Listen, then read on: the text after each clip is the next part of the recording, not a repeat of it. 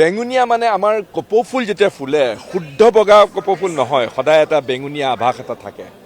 আমি এটা সিদ্ধান্ত ল'লোঁ, গুৱাহাটী মিউনিচিপাল কৰ্পৰেশ্যনৰ মিটিং হৈ গ'ল।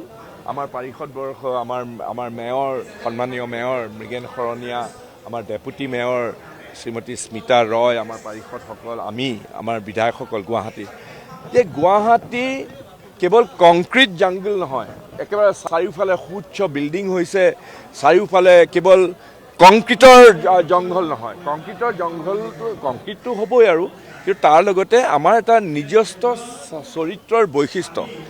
আজি উদাহৰণটো দিব খুজিছোঁ, আজিকালি জয়পুৰক পিংক চিটি বুলি কয়, গোলপীয়া চহৰ, এটা পৰিচয় এটা আছে।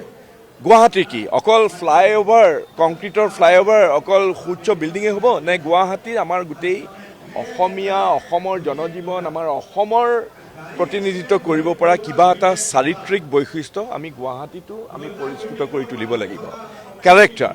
আৰু সেইকাৰণে সকলোৱে, আমাৰ মুখ্যমন্ত্ৰী ডাঙৰীয়াও সেইটো কথাত কৈছে যে পাৰ্পল মানে বেঙুনীয়া হ'ব।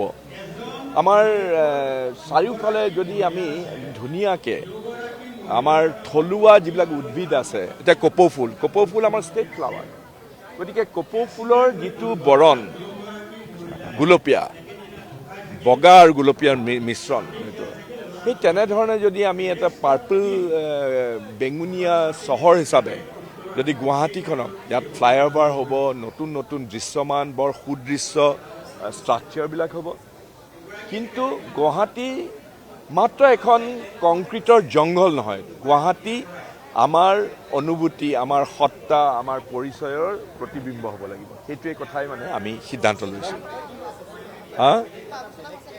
আমাৰ ইতিমধ্যে হৈছে, আমাৰ গুৱাহাটী মিউনিচিপাল কৰ্পৰেশ্যন, আমাৰ যিটো জেনেৰেল বডি মিটিং হৈ গ'ল আজি 3 দিনৰ আগতে, পৰহি দিনাখন।